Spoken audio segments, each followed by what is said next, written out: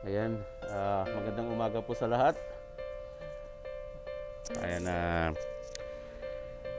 balik kahapon meron kaming memo na dumating na kami ay mag-4 sa vacation. So, tapos ang maiiwan dito ay 5 hours na lamang ang trabaho. Pero ngayon, nabago. Lahat-lahat kami ay aalis na. So, napakaraming tao ngayon doon sa gate. Hindi muna ako pumunta doon. Nandito muna ako sa aking pwesto sa laboratory. Siyempre, bago ako umalis, kung ano man ang desisyon ng company. Kasi nagsasabi din doon na mag-iiwan sila ng mga selected na people na maiiwan dito sa factory, mga 10 tao. So, hindi ko naman alam kung isa ako sa mga maiiwan doon. Pero syempre, mas maganda na rin na at least expect natin na na hanggat hindi pala natin nakikita yung sa listahan kung ano yon, di kailangan natin iligpit to. So, ito yung aking pwesto. Pakita ko sa inyo, guys. Ayan. Ito yung ang laboratory. So, ito yung aking pwesto. Ito yung aking table. Ito yung aking computer. Ito yung aking rice cooker. Dadalhin ko na sa kwarto kasi syempre hindi na ako babalik dito. So, kasi isasarado ko na to. So, yung computer ko ay binalot ko na ng plastic. Pinatay ko na yung mga saksak. Enough ko na yung mga, tinanggal ko na pala yung mga saksakan. Ayan. Yung mga files. Ito ang aking curing tank na kasama ko for the past 8 years. So, lagi kami magkakasama niyan. Yung mga ito yung oven. Dito namin niluluto. Niluluto yung mga tawag nito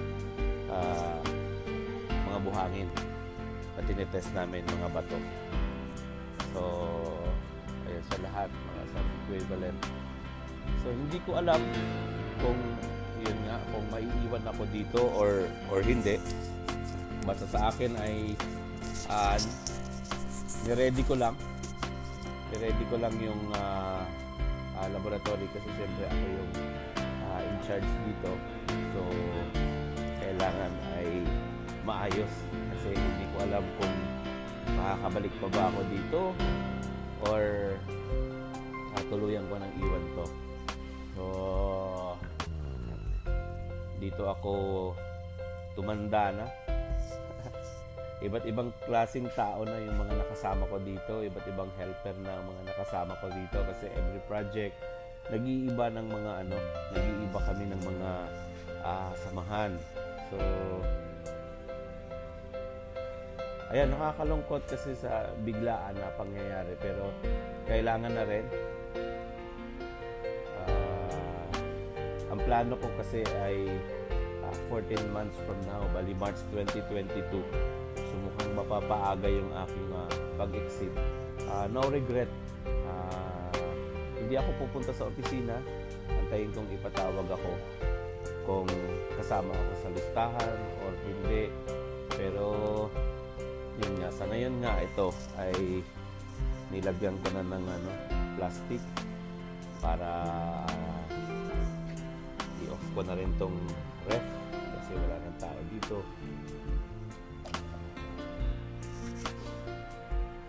Ayan. So ganyan muna guys, update ko rin kaya dadaan ako dun sa factory namin na dating napakaraming tao.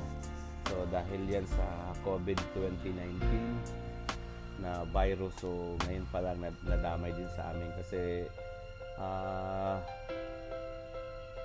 subcontractor kami sa isang malaking construction company, yung Salini. So yung Salini ay hindi nakakabayad sa amin dahil hindi rin sila nababayaran ng gobyerno. So parang paikot-ikot lang. So yan muna sa ngayon mga guys. Update ko kayo pag uwi ko doon. Dadaan ako sa factory. At tignan natin yung mga tao. Maraming salamat uli. Kasi madalas sa aking pagla-live stream, ito yung nakikita nyo.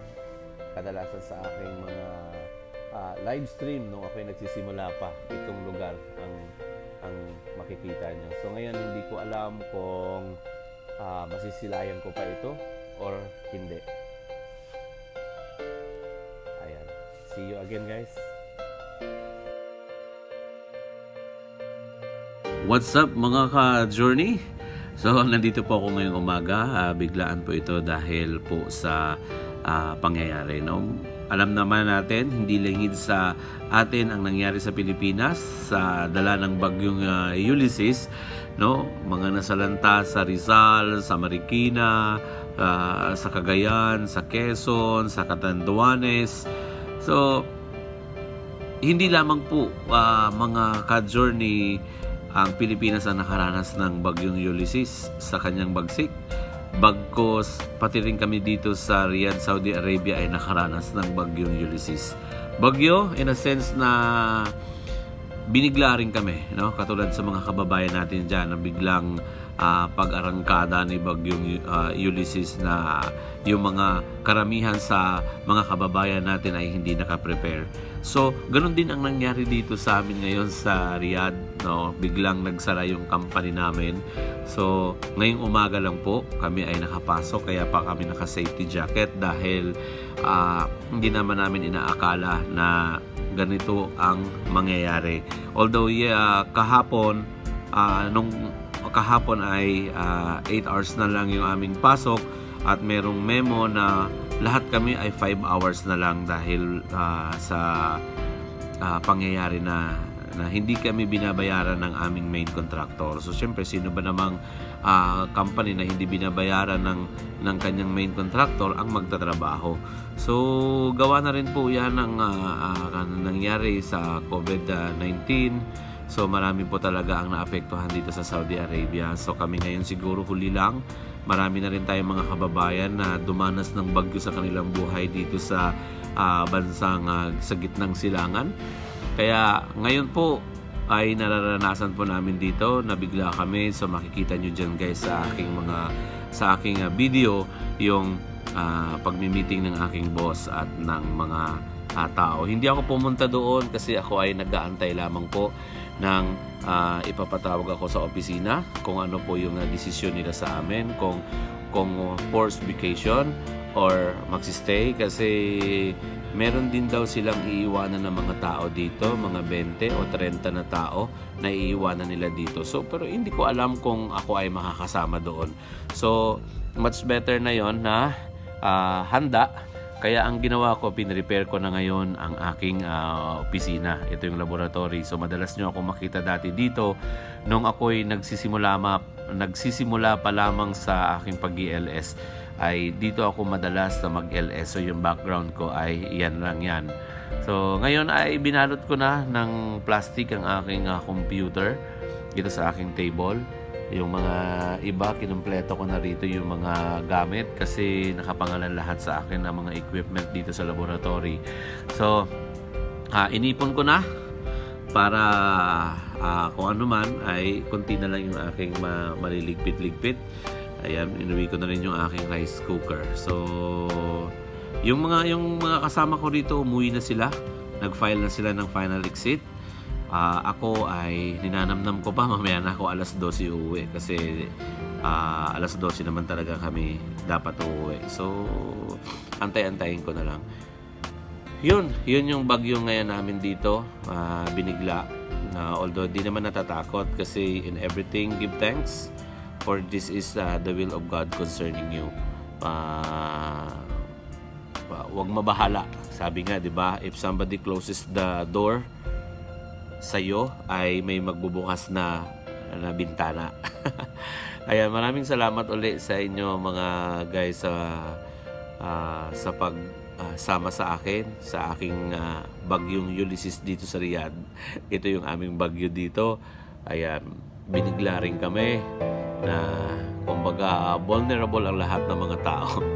So see you again mga guys sa aking mga mag-iikot-ikot ako doon sa factory. Titignan-tignan ko din yung aking factory. So na-miss ko tong lugar na to kasi nandito ako for so many years. Dito na ako tumanda. Kaya ibang tao na yung nakasama ko dito sa laboratory. Kaya makonsidered ko ang aking sarili na yes, kasi sobrang daming taong ko na dito nanatili. So alam ko na yung four corners dito sa laboratory. So punta naman ako dun sa factory. Magmumuni-muni, magre-reminisce kasi hindi ko alam kung ito na yung aking huling pagstay dito. Kasi ang plano ko mga guys, pag uwi ko sa Pilipinas ay hindi na ako mangingibang bansa. Siguro pag mangingibang bansa man ako, yung patur-tur na lang. No?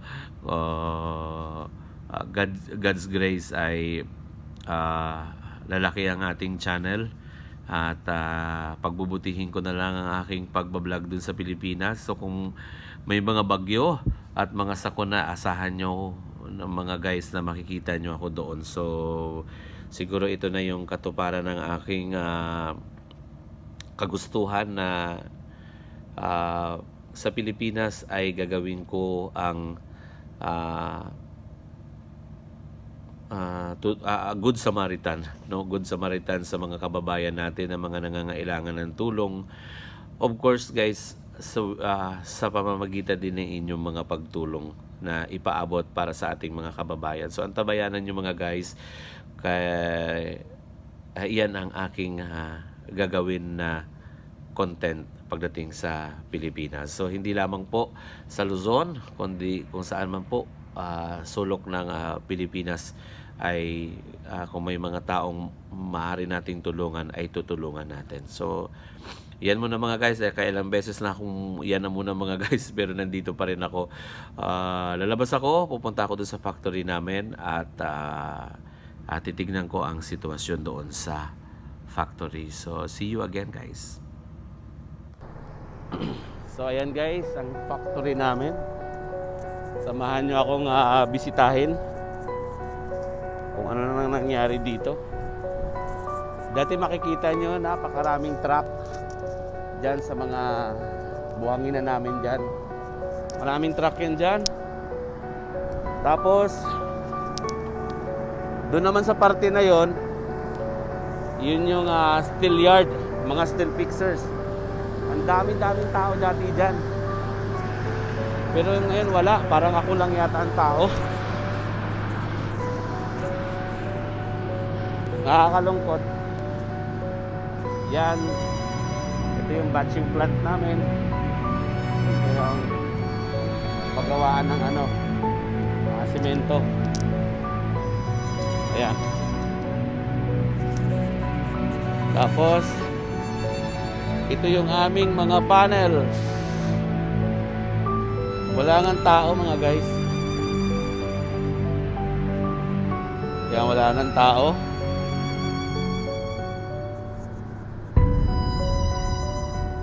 Walang tao. Ayan, nakabalot na sa plastic ang sa batching plant, nakabalot na sa plastic.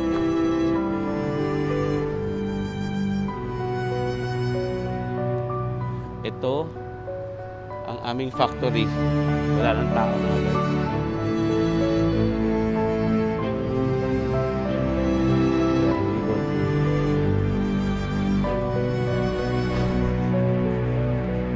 Kaya nakakalungkot lang isipin kasi kung sa Pilipinas maraming nawalan ng bahay dahil sa bagyo na Ulysses, dito dahil sa bagyo din ang biglang nag-close kami ay bigla ring nawala.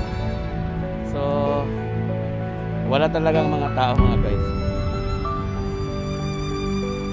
Ito yung halokor namin. Ayan, sinira na, tinanggal na yung halokor namin, nilabas na kasi yun nga, wala na. So nakakalungkot mga guys isipin.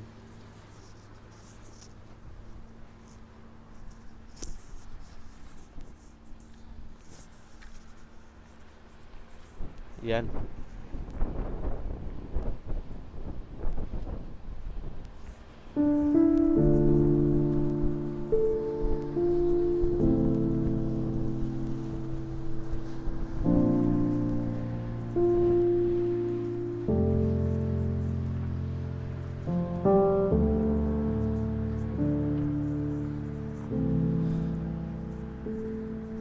Kaya sa mga kababayan natin, saan man tayo sulok ng mundo, hindi natin hawak ang oras natin dito. Parang wala kang makikita minsan na hints na magda-down ang company. Pero biglaan ang nangyari.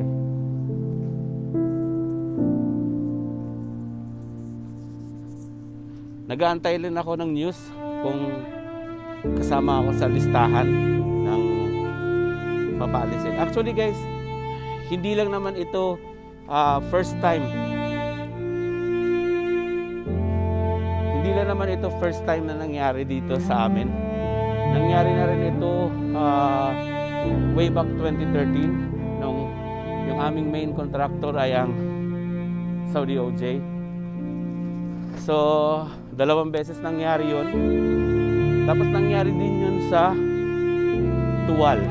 So, sa isang project din namin doon. Nangyari din yun. At ngayon ay nangyari na po uli.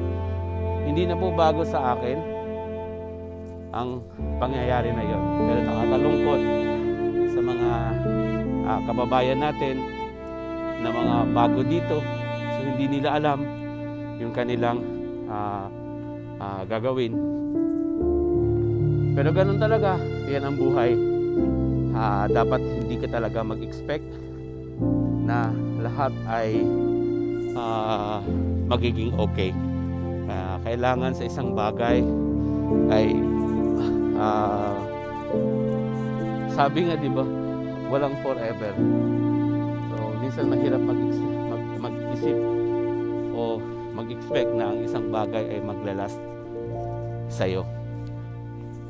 Kaya sa mga kababayan natin na mga OFW na katulad ko, maglaan po tayo sa ating sarili at lagi nating iisipin na lagi tayong handa sa kung ano man ang mangyayari sa atin, lalong-lalo na sa nandito tayo sa lugar malayo sa ating pamilya. So kailangan natin na maging alerto sa bawat mangyayari dito sa atin. Ayan, wala bigla ang mga tao nga guys dahil nga sa balita kanina. Ayan yung stockyard namin. Ayan yung aming mga tower cranes. Ayan, marami yan. Libo-libo mga tao dito at saka mga gamit, mga cylinder,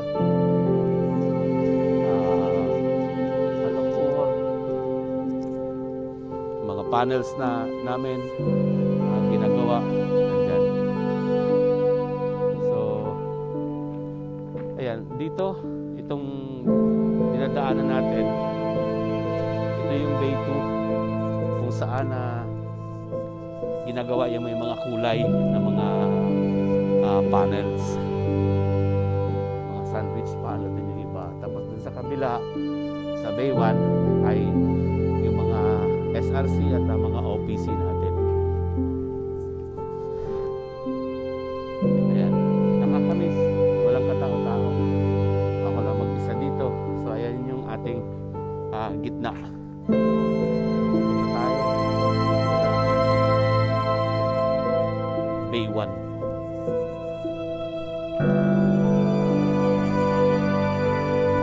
Tagal ko rin inikot-ikot tong lugar na to.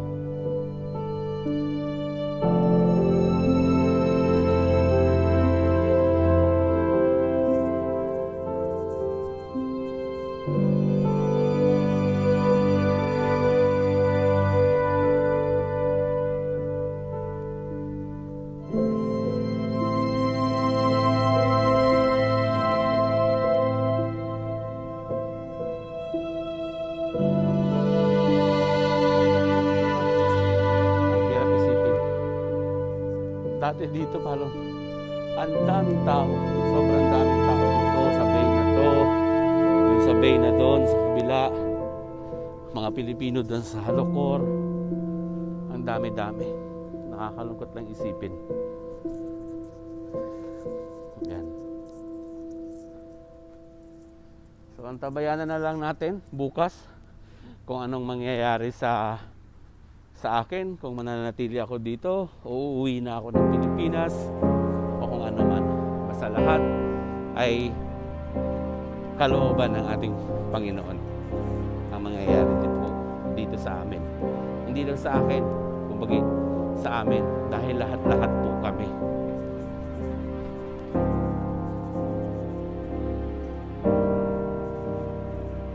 Bye-bye na ba talaga? Malalaman natin bukas.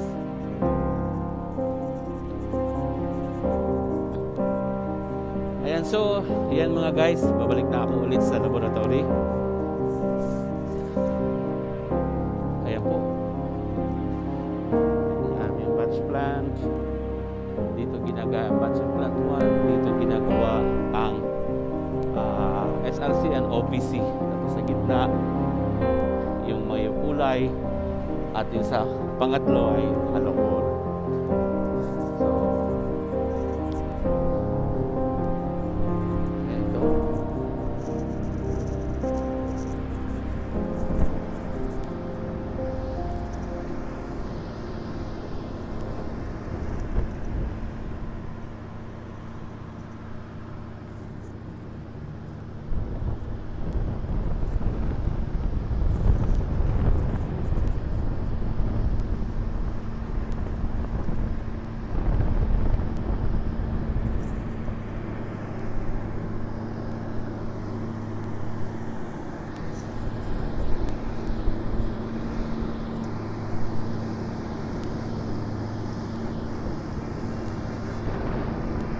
Ayan mga guys, balik na ako sa laboratory. ويعطي إجازة أوبن إجازة. مين يبغى يروح أوبن إجازة؟ الحين قدم إجازة. مين ما يبغى يروح أوبن إجازة يبغى نقل كفالة. أنا أتكلم إدارة. إذا الإدارة يعطي بعدين نتكلم.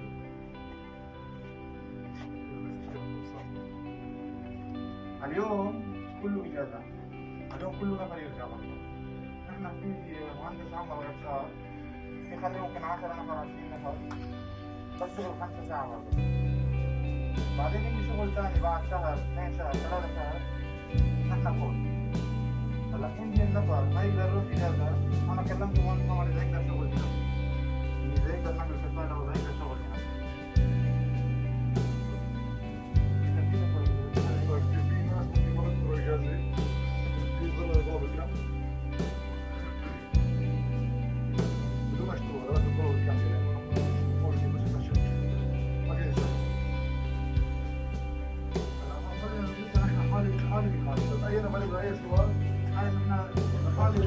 واحد تفضل يا المقصود هذا بس مثلا هتبقى على طول مثلا همشي على طول ولا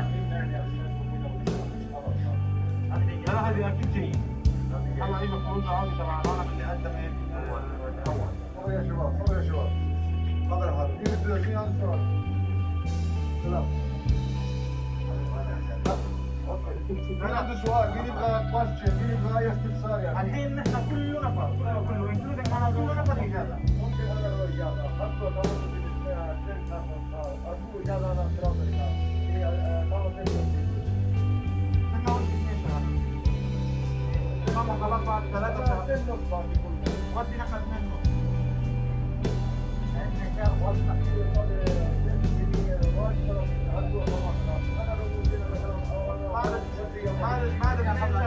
بعد 2 شهر أو يجي أو نحن نسوي تجديد معه. إيه؟ هكذا